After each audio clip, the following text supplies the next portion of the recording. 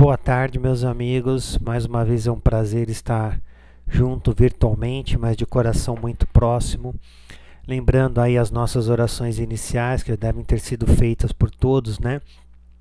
E que a paz de Jesus e do Mestre Biratã nos abençoem mais essa aula. Bom, o tema que nós vamos falar hoje é a parte 1 sobre o estudo dos fluidos, um tema bastante importante para o conhecimento da doutrina espírita, né? Lógico, esse é um tema que nós estudamos mais no conceito científico da coisa. Você não vai falar numa doutrinação, ou quando alguém vem te pedir alguma ajuda, você não vai comentar muito sobre fluidos, né? Não é isso que ela quer ouvir. Então, é uma coisa que a gente vai mais quando quer realmente se aprofundar no estudo da doutrina. Ok? Bom, então o que a gente pode entender? Eu peguei uma definição de fluido. Fluido é aquilo que a gente entende na física de algo que flui de um lugar para outro. É uma resposta bem simples e óbvia, né? Ela é o contrário de estático, ou seja, quando eu tiro de um lugar e coloco do outro, algo que flui, que ele tem fluidez, ele tem transparência de sair e de se locomover, vamos pensar assim, ele é considerado que para nós chamamos de fluido, né? Bom, propriamente dito, quando a gente fala de fluido espiritual, ou propriamente falando, é a atmosfera em que os seres espirituais se encontram, né? É um elemento de onde eles retiram os materiais sobre a qual eles podem fazer algum tipo de operação, algum tipo de manipulação. Vamos pensar da seguinte forma, né? Existem alguns fenômenos perceptíveis a consciência do encarnado, a nossa consciência. Por exemplo, um fenômeno perceptível é a visão, a audição, o tato, o olfato, o paladar. Existem mais de 20 tipos de sentidos, mas quando a gente fala dessa questão da percepção, é uma coisa que, por exemplo, eu não consigo perceber a presença de um espírito ao meu lado, eu não tenho essa percepção, essa sensibilidade. Outros já manifestam isso de uma forma muito mais acurada. Então quer dizer o seguinte, que existe uma coligação fluídica entre mim e esse espírito, né? Assim como existe uma coligação entre dois espíritos desencarnados ou até duas pessoas apaixonadas, por exemplo, quando elas estão encarnadas, elas entram naquilo que nós chamamos de sintonia. Então uma coisa flui para outra. Bom, dentro da nossa apostila, seguindo essa parte 1, ele traz uma primeira definição. Fluido cósmico universal é matéria elementar, primitiva. A gente pode entender que, vamos fazer uma analogia como se isso fosse um modelo atômico. Então, o átomo é o princípio material, né? Sabe-se hoje é uma energia que forma todas as coisas, né? O meu cabelo, esse microfone, a minha camiseta, elas são feitas da mesma matéria que você, que um gato, qualquer coisa, né? O que muda aqui é o rearranjo atômico, que forma uma molécula, um conjunto de moléculas forma uma substância e por aí vai.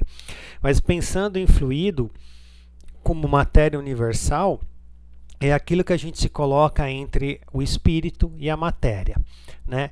Lembrando, é muito importante a gente entender isso, que espírito é uma forma de energia, matéria é uma forma de energia. Por questões didáticas, a gente divide material e espiritual, mas não, são condensações de energia. A mesma matéria se apresenta de formas diferentes e daí a gente consegue ter percepções diferentes.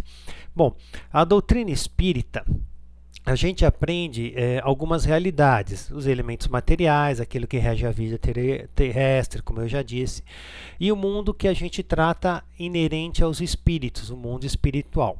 Nós ainda não sabemos exatamente do que é essa matéria, como ela se compõe. A gente consegue ver os seus efeitos. Por exemplo, eu não vejo eletricidade, mas se eu meter o dedo na tomada, eu vou sentir os seus efeitos. Eu não vejo o ar, mas se eu tampar o nariz, eu não vou conseguir respirar. Então, muito do que a gente fala em relação à questão da sutileza fluídica é em relação aos seus efeitos. Tá? O que a gente faz? A gente recebe da natureza exatamente o conjunto necessário dessas percepções que a gente precisa para viver no mundo material. Como eu disse, são tratados de sentidos, lá, paladar, tato, audição, etc. Existem mais. Mas quando a gente fala de vida intimamente interligada, esses 5 sentidos, para nós, eles já não são suficientes. Por exemplo, eu consigo cheirar um espírito? Não. Eu consigo ver com esses olhos um espírito? Calma lá. Não. Né? Eu consigo conversar assim, direto, como eu converso contigo? Não. Então a gente começa a perceber que tem que existir uma outra forma de que isso ocorra. E são esses fluidos que nós colocamos como um princípio universal, que oferece esses 2 estados de compensação entre o nosso físico e esse espiritual. Né? Então, o que a gente tem? A gente inicia um ponto bastante interessante. Né? Por exemplo, quando eu falo que fluido é uma definição de substância, né?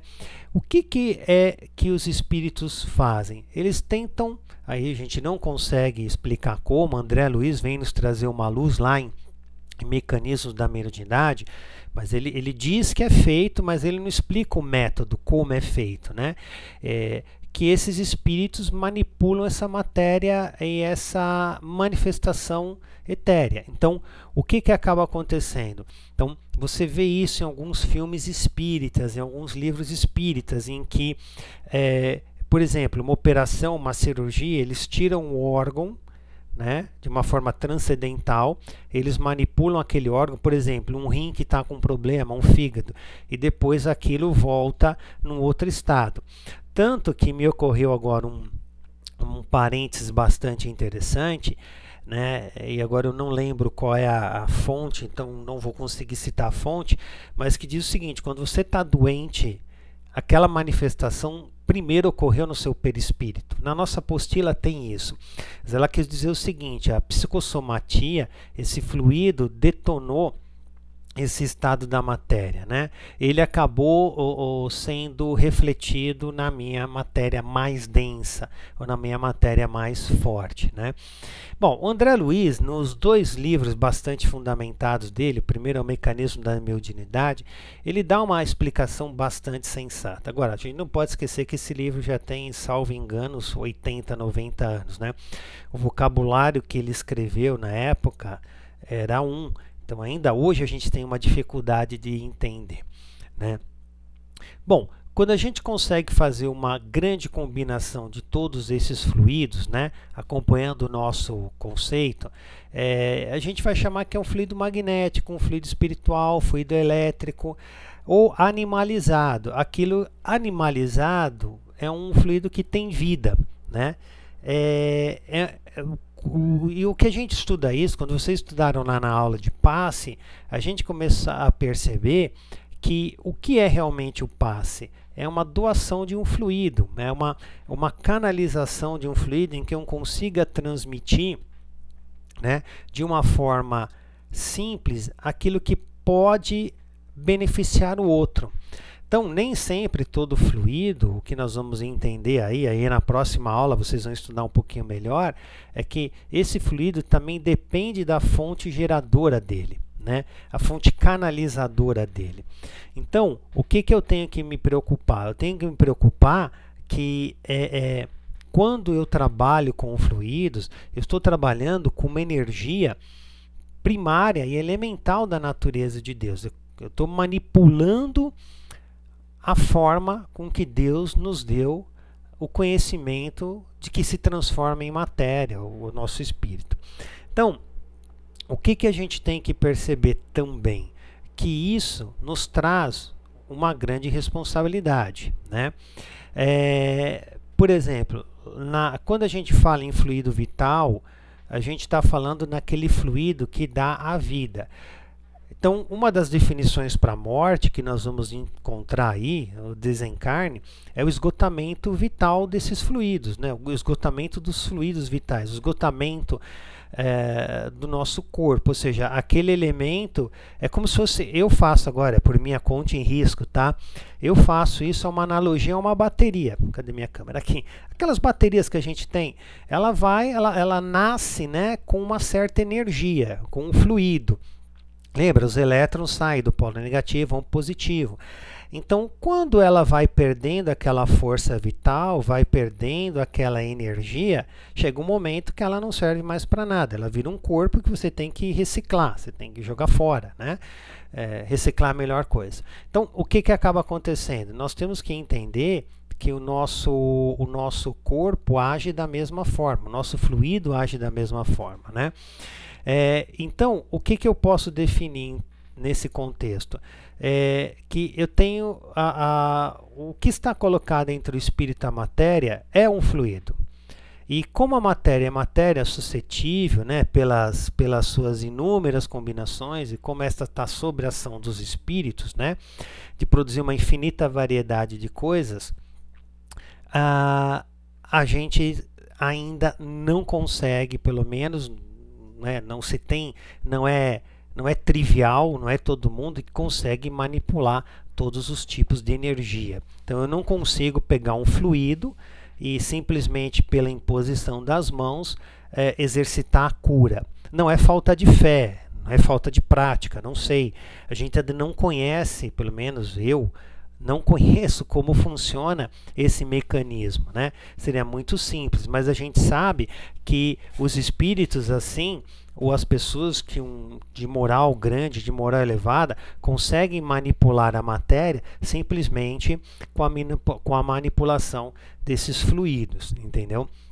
Bom, lógico, a gente está longe disso, não sei quanto, né? Mas isso lógico, de uma forma sutil, quando a gente olha ou lê ou vê aquele filme do André Luiz, né, O Nosso Lar, a gente percebe, quando ele está lá no nosso lar, basicamente como que eles manipulam esses fluidos, como se transforma uma coisa em outra, né?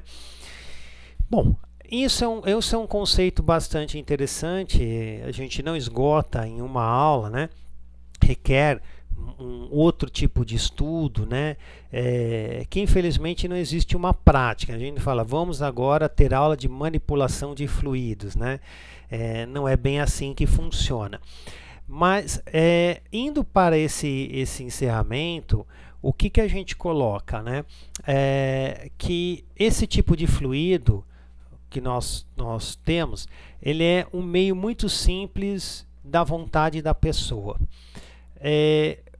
Por que vocês vão ver na aula que vem, por exemplo, por que é importante quando eu faço um trabalho numa casa espírita, por exemplo, quando eu vou trabalhar com passes, ou trabalhar numa sessão de cura, por que eu vou me doar?